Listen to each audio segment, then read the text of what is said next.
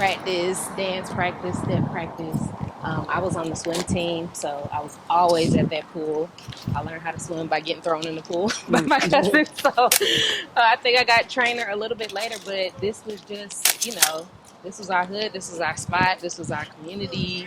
This is just where we did everything. Being a part of a community that was so rich in Black culture, I think definitely gave me a lot of pride. It gave me a lot of community. And it's funny because I'm a military brat. So I lived in a lot of different places, but where I'm from is from Delray. And once we would leave and go to other places and seeing people who didn't have that one spot that they grew up in and they didn't know about, dance team or little league or this or that, it was weird to me because I'm just like, where's your community? Where's your sense of people? It was so many different types of Black culture that I got to experience here. So for me, that was something that was very special and very different. Even though I was kind of the oddball because we were artsy, you know what I'm saying? I always had natural hair, beads, shells, braids. That was my thing. And even though we were different, I still felt embraced because it was okay, yeah, she just a different one. she, I might be listening to Avril Lavigne and I might be listening to Gucci Mane. It was what it was. Hello there, sir. How you doing? Good, how you doing? Good to see you. I was like, I think that's my uncle. Yeah. I actually shot my first film in his living room. I'm just glad I'm making it work. I'm sustaining. I got a studio now. So You're doing good. Yeah, can't complain. It's a practice ball now. Yeah? I got a whole truckload full. But still. It ain't like that one. It ain't like this one. You still out there hitting home runs? Yeah, no, not me. I'm trying to teach that now. Yeah, getting the younger folks. Passing on down and back. This town here, we still play baseball. Because of me. It's my passion. I'm determined to keep it going after.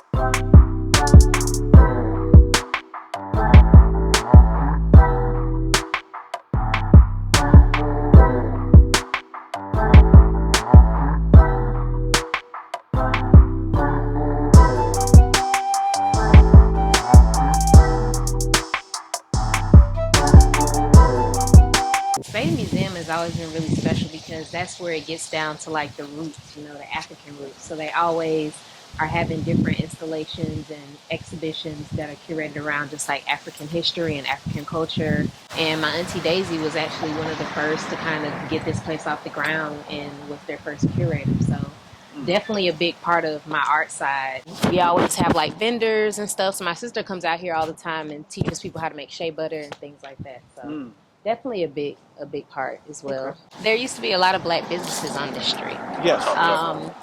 And as much as I understand the importance to a certain extent of integration, it also took away a lot of our businesses. Yes. So a lot of people, specifically, my grandmother and grandfather weren't a huge fan of integration because this was kind of a strip that we owned. My great grandfather's church is down the street, and you had this, place, and just a lot of these new buildings used to be Black businesses.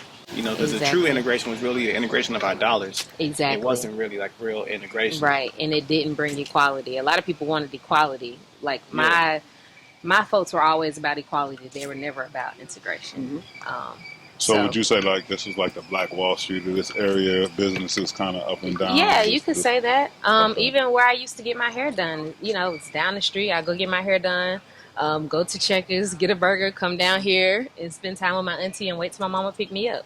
That was kind of, this strip was big for that. You had Bradshaw, you had corner store, go get you some boiled peanuts and a pickled egg. I don't know, I could never eat that to this day. And even when my grandmother and them first got here, it was probably even more back then.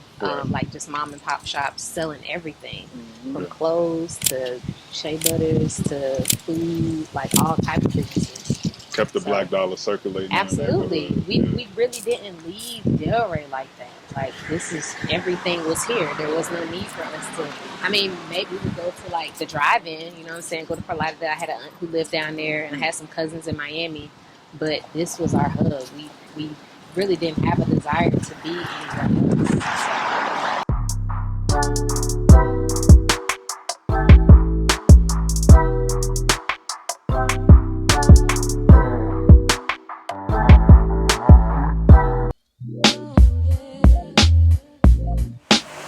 man, this is Carver Park.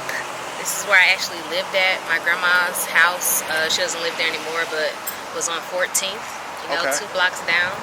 So coming here as well, like after school, our buses would actually come here. So I used to get bussed out to some schools in Boca. Coming here after school is where I saw a lot of my first black films, my first black TV shows, my first Toni Morrison book I read here. You know, like this is kind of where I got a different kind of education as far as like film and books and, you know, just culture in general.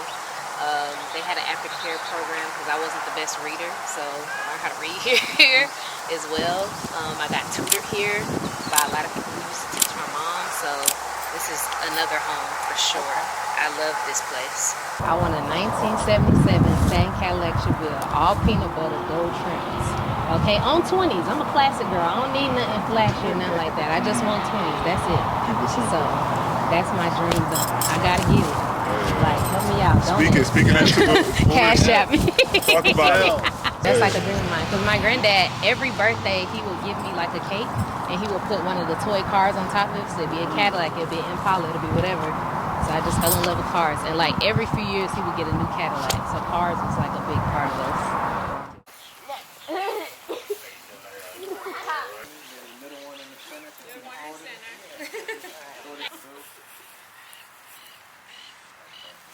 They would always talk about the way she speaks. Why are you talking like that? Why are you talking like a white girl? So when she came home one day, she talked something different. I was like, Jessica, you don't talk like that. My mom would have to be able to fit in. I have to be able to, they keep talking about, I talk white, I talk this, and I talk that. And that's how she kind of like always switched back and forth. Because even now, when she's speaking, sometimes I can see that Memphis slang, and then I can see that Florida. Like, hey, this is how we learn this part and proper. Because my parents started us like that. There's no way you're going to come in there with this slang, or you're going to change any, you know, narrative or whatever the word is. Certain things that we have to actually, you know, stand for. Because that's how the military base was. Like the leader, because everybody would want her to come because she was like the beat the party. Here comes Chassidy, here comes Chassidy. I'm like, what are you supposed to be? But she beats up the party. She brings in the culture. Yep, she brings in that. But that's why I love Pompeii Park so much, because I did get bussed out, but I also like still had my neighborhood friends in Carver Park and Pompeii and the Full Center. So I got to get the best of both worlds. I was say you had a real healthy balance growing up. Yeah, exactly. You know, and it like helped you into your adulthood to where you are now to navigate in multiple spaces. Exactly. So you know when they be talking about code switching and all that, exactly. you know how to you know maneuver. Yeah, exactly. Navigate a world, because it's not just white or black or whatever. Like you still got to know how to move around and all that. And I've never saw it as code switching. I just saw it as like this is the way of the world. Yeah, that's like, the way it is. That's why this is like, how it is. Like we what know are how y'all to navigate? Yeah, what are y'all talking about? I'm just being myself, and anywhere I go, I'm not talking different or looking different or straightening my hair. Like this is just who I am.